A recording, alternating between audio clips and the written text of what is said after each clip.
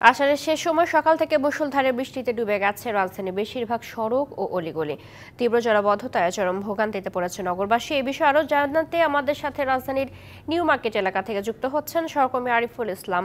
আরিফ, রাজধানীতে জলাবদ্ধতা কতটা দেখছেন, নগরবাসীর ভোগান্তি নিয়ে জানাবেন। চৈতি শুরুতেই বলে রাখি যে আমার এই ফোনটি হাতে দেখতে পাচ্ছেন, তার মানে বুঝতে পাচ্ছেন যে পকেটে রাখার মতো অবস্থা না, তার মানে কতটুকু পানি জলাবদ্ধতা সৃষ্টি হয়েছে এই নিউ মার্কেট ১ নম্বর গেটের ঠিক সামনে যে সড়কটি আছে।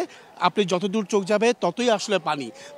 এই যে জলাবদ্ধতা, সেই জলাবদ্ধতা নিরসনে এখনও কোনো প্রকার সিটি কর্পোরেশন থেকে বা কোনো সংশ্লিষ্ট কারোর পক্ষ থেকে কিন্তু এই ধরনের কোনো উদ্যোগ নেওয়া হয়নি। তো সেক্ষেত্রে বলা যায় যে পুরো কোমর পর্যন্ত, তারা বলছেন যে সকাল দিকে বুক পর্যন্ত পানি ছিল, এখন সেটা কিছুটা নেমেছে, কোমর পর্যন্ত আসছে।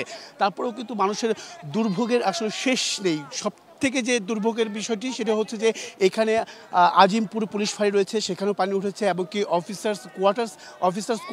কোয়ার্টার রয়েছিল কয়েকটি, সেখানেও আমরা দেখতে পেরেছি যে পানি প্রবেশ করেছে। আর এক্ষেত্রে সরকারি একটি কর্মকর্তার যে অফিসার যে কোয়ার্টার রয়েছে, আমি যদি একটু দেখাতে চাই, সেখানেও পানি প্রবেশ করায় দুর্ভোগের আসলে শেষ নেই। সাধারণ মানুষের তাদের একটাই দাবি, এইখানকার যে প্রতি বছরই বৃষ্টি হওয়ার কারণে যে জলাবদ্ধতার সৃষ্টি হয়, বিশেষ করে সুয়ারেজ এবং কি ড্রেনেজ লাইনের ব্যবস্থা ঠিকঠাকভাবে পরিষ্কার না করার কারণে কিন্তু এই জলাবদ্ধতা প্রতি বছরই তারা এই এলাকার বাসিন্দারা সবসময় কিন্তু ভোগান্তিতে পড়েন। আপনি দেখুন এই যে যিনি আসতেছেন তার কোমর পর্যন্ত পানি, তার মানে বোঝা যাচ্ছে আসলে কতটা দুর্ভোগে এখানে সাধারণ মানুষ ভুগছেন। বিশেষ করে নিউ মার্কেট পুরোটাই আসলে তলিয়ে গেছে পানির নিচে। তো এখানে আমি একটু কথা বলতে চাই যে এই দুর্ভোগের আসলে পরিণতি একটু বলবেন যে কতটা দুর্ভোগ পোহাতে হয়, প্রতি বছর তো বৃষ্টি হয়, এই জায়গাটিতে আসলে কতটা দুর্ভোগ পোহাতে হয়? একটু দুর্ভোগ পোহানো তো স্বাভাবিক। আমরা ঢাকা ইউনিভার্সিটি স্টুডেন্ট, এখানে ইউনিভার্সিটি হল আছে, এইটা পেরিয়ে ক্যাম্পাসে যাওয়া বা ক্লাস করা, এটা স্বাভাবিকভাবে একটা শিক্ষার্থীর জন্য অনেক রকম প্রতিকূলতা পেরিয়ে হচ্ছে মানে বিশ্বের সর্বোচ্চ, মানে বাংলাদেশের সর্বোচ্চ শিক্ষা প্রতিষ্ঠানে পড়ার ক্ষেত্রে যদি এতটা দুর্ভোগ পোহাতে হয় তাহলে এটা দুঃখজনক। অসংখ্য ধন্যবাদ। শুনছিলেন চৈতি যে এখানে অনেকেই আছেন, আমি একটু যদি দেখাতে চাই যে একজন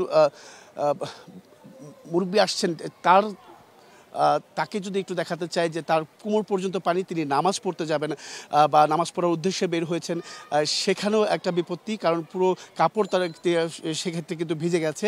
আর সেখানে আরেকটি বিষয় যে এই রাস্তাটি উঁচু নিচু রয়েছে, তারপরেও বাচ্চা বা শিশুদের নিয়ে অনেক পরিবার তারা রিকশায় উঠেছেন, সেখানেও একটা ঝুঁকি রয়েছে। দেখুন কীভাবে আসলে যাওয়াটা অনেকটা বেশ কঠিন হয়ে পড়েছে তাদের জন্য। আমি একটু যদি বলতে চাই, পুরো রিক্সা কিন্তু তলিয়ে গেছে। তো সেক্ষেত্রে এভাবেই প্রতিনিয়ত যুদ্ধ করতে হয় এখানকার বাসিন্দাদের, বিশেষ করে এই সময়টাতে আসলে অল্প বৃষ্টি হলে বা ভারী বৃষ্টি হলে কিন্তু এই ধরনের পরিস্থিতি তৈরি হয়। তারপরেও এখানকার নগরবাসী বা এখানকার যারা স্থানীয় যারা রয়েছেন, তারা প্রত্যেকেই বলছেন যে সংশ্লিষ্ট বা সিটি কর্পোরেশনের পক্ষ থেকে কোনো ধরনের নিষ্কাশনের ব্যবস্থা রাখে নাই বা এখন পর্যন্ত কাউকে দেখা যায়নি। আমি বিগত 2 ঘন্টা ধরে নিউ মার্কেটে নিতে আছি, তারপরেও সিটি কর্পোরেশনের যে দক্ষিণ সিটি কর্পোরেশনের যে কর্মকর্তা বা পরিচ্ছন্নতা কর্মী, কাউকে আসলে দেখা যায়নি। তো তারপর তারা দাবি করছেন যে যত দ্রুত সম্ভব এই পানি নিষ্কাশনের ব্যবস্থা করা প্রয়োজন। এই ছিল এখান থেকে সবশেষ। আরিফ, ধন্যবাদ আপনাকে।